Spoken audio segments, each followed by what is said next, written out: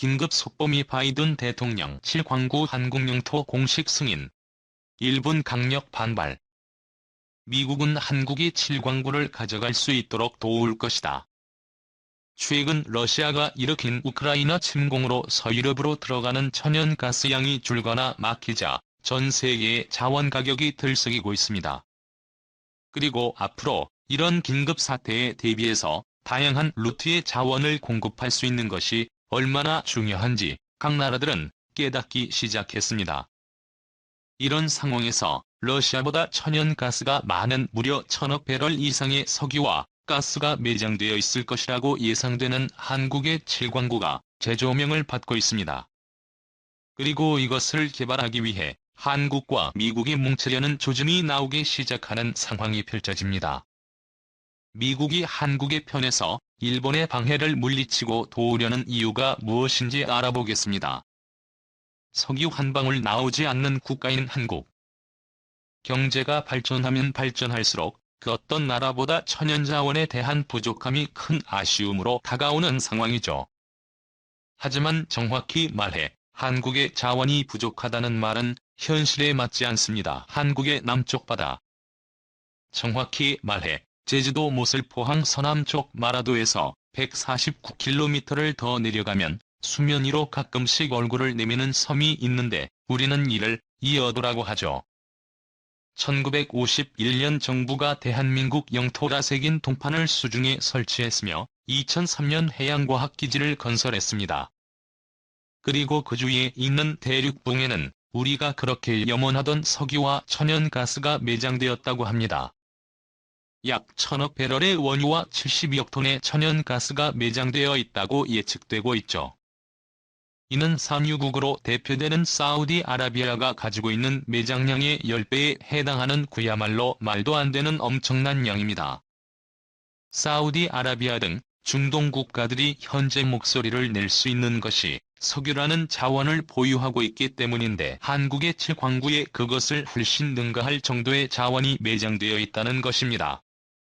하지만 이 사실을 안 일본은 한국의 꼼수를 부려 족쇄를 걸어버리고 현재까지 개발을 못하게 하고 있는 상황입니다.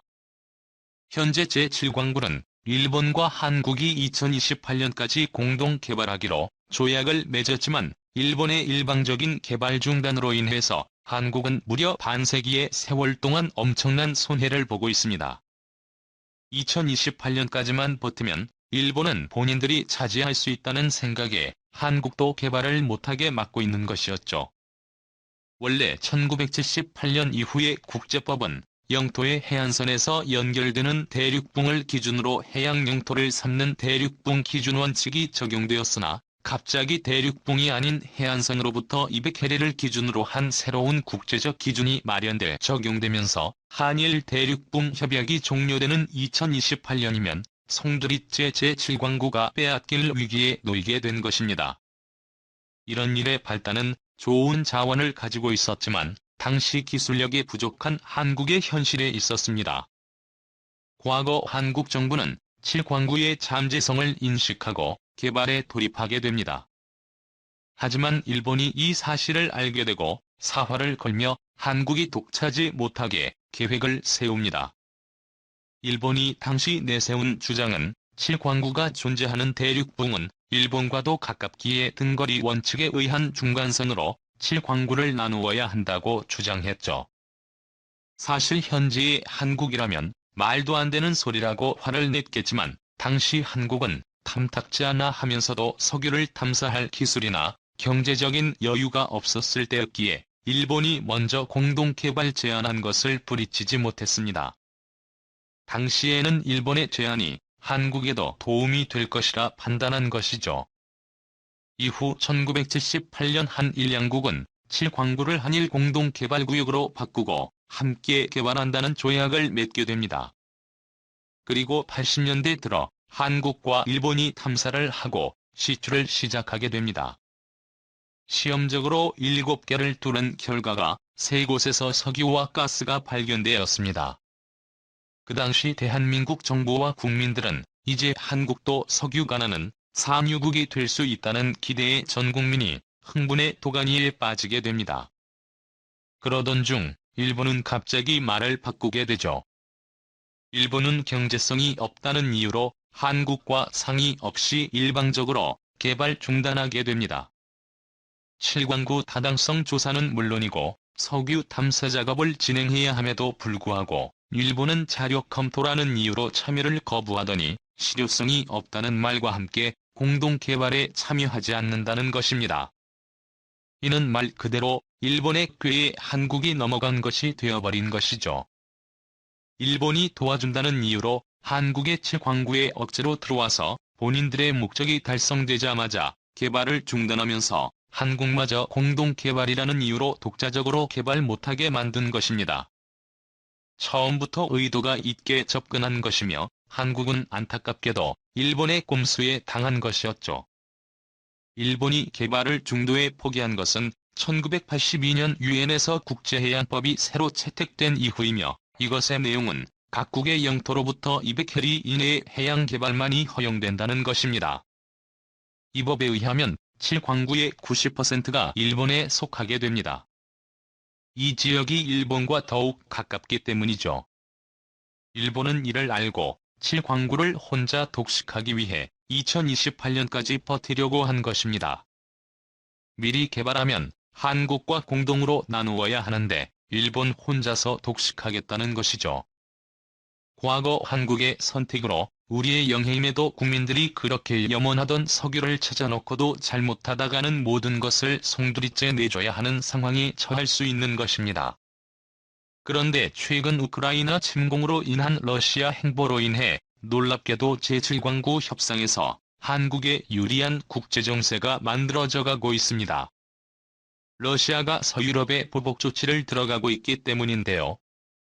지난 5월 3일 블라디미르 푸틴 러시아 대통령은 서구권 대상으로 러시아산 제품과 석유, 천연가스 등 원자재 수출을 금지하는 보복 제재 대통령령에 서명하였습니다. 로이터 통신에 따르면 크렘린궁은 이날 푸틴 대통령이 보복 제재 대통령령에 서명했다고 발표했습니다. 크렘린궁은 러시아를 상대로 비호적인 행동을 한 특정 국가나 국제기관에 대한 대응이에 유럽연합은 빠르게 러시아산 석유 수입 금지를 골자로 하는 6번째 제재안을 내놓을 예정입니다.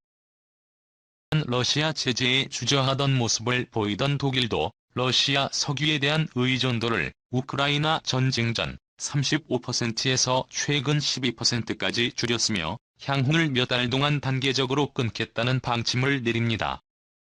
미국 바이든 대통령도 러시아가 유럽 국가들의 천연가스 공급을 중단하며 압박에 나선 것과 관련해 러시아가 침략의 대가를 회피하기 위해 원유와 가스를 활용하는 것을 용인하지 않을 것이라고 경고했죠.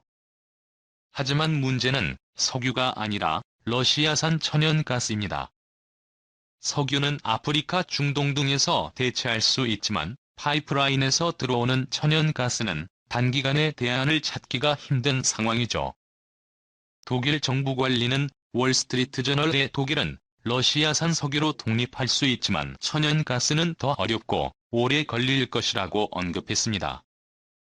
이런 상황에서 한국이 최근 에너지 공급난 우려가 커진 유럽을 돕기 위해 액화 천연가스 운반선 5척 규모의 천연가스를 유럽에 제공하기로 합니다. 통상 LNG 운반선 한 척 분량은 205만 미터 3의 LNG가 실리는 것으로 알려져 있죠. 독일과 러시아를 연결하는 천연가스 파이프라인 노르트 스트림 2 로이터 연합뉴스. 이뿐만 아니라 미국에서 오래전 사들인 천연가스 또한 지원하는데 사용할 계획이라고도 하죠. 이런 한국의 행보는 현재 가스 대란을 겪고 있는 서유럽 민주주의 국가에게 큰 힘이 되며 유럽 국가들에게 한국이 자신들의 든든한 동맹이라는 것을 인식시켜주게 됩니다. 또한 한국과 미국 간 민주주의를 통한 연대가 더욱 강화되게 되는 계기가 될 것입니다. 그런데 이런 상황에서 일본이 자신의 욕심으로 한국에게 7광구를 독점할 수 있도록 도움을 주는 행동을 하게 되는 일이 발생됩니다. 바로 일본이 중국이 7광구를 공동 개발하자는 밀약을 체결했던 것이죠. 일본이 이렇게 한 원인은 2028년까지 한국이 기다리지 못하고 독자 개발할 경우 중국과 손을 잡더라도 한국이 가져가는 것을 막겠다는 의지를 가지고 있는 것이었습니다. 일단 한국과는 공동개발이라고 시간을 끌면서도 최악의 경우 중국에라도 넘겨서 한국만은 막는다는 전략이 관측된 것이죠. 그런데 이것은 미국에 있어서는 큰 위협이 되었던 것입니다. 미국은 중국을 매우 경계하며 국가의 목표를 삼을 정도로 중국의 확장을 막는데 심혈을 기울이고 있는 상황입니다. 특히 석유 등 중국의 성장에 관련된 자원들을 일일이 감시하고 있죠.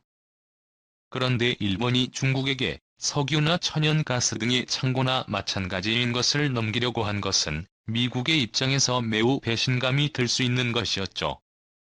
겉으로는 미국에게 잘 보이는 척을 하면서 뒤로는 자신의 이익을 위해 중국과 아무렇지도 않게 행동하는 것을 미국은 두 눈으로 본 것입니다. 그리고 이것은 미국의 서태평양 안보 전략에 있어서 매우 위협적인 일이 될 수도 있습니다. 결국 이 때문에 미국은 일본에게 이곳을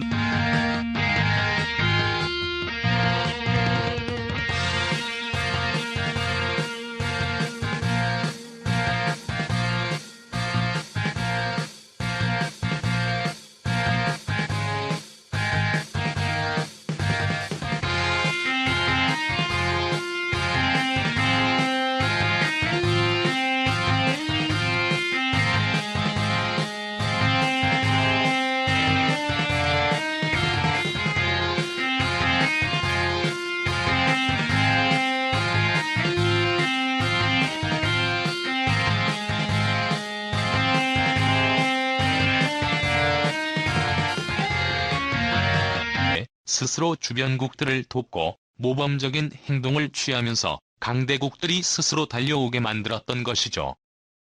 이미 최근 바이든 대통령은 일본보다 한국을 우선적으로 방문을 결정할 정도로 한미 간 우방 관계가 미일 간 우방 관계를 뛰어넘으려 하고 있습니다. 따라서 2027년도 제7광구 계약이 종료되기로 예정되어 있지만 이제 한국은 더 이상 일본과 협상할 것이 없습니다. 일본이 처음부터 이런 못된 방법으로 나왔다면 한국도 더 이상 이에 장단을 맞춰줄 이유가 없기 때문이죠. 또한 여기서 반세기 동안 개발을 못해 입은 손해를 미국 등 국제사회에 적극적으로 호소할 수도 있습니다. 여기서 7광구 개발에 있어서 일본이 중국에 손을 내밀었다면 한국은 미국에게 손을 내밀어 7광구를 함께 개발하면 되는 것입니다.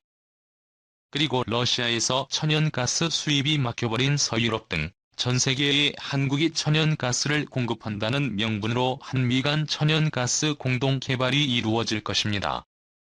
그리고 나아가 미국과의 공조로 일본과 중국 모두 이곳에 더 이상 접근하지 못하도록 할 뿐만 아니라 확실히 이곳을 우리 영해로 못 박아두어 우리 어민들이 자유롭게 제7광구 해역에서 조업을 할 수 있는 진정한 한국 영해로 거듭날 것도 기대합니다.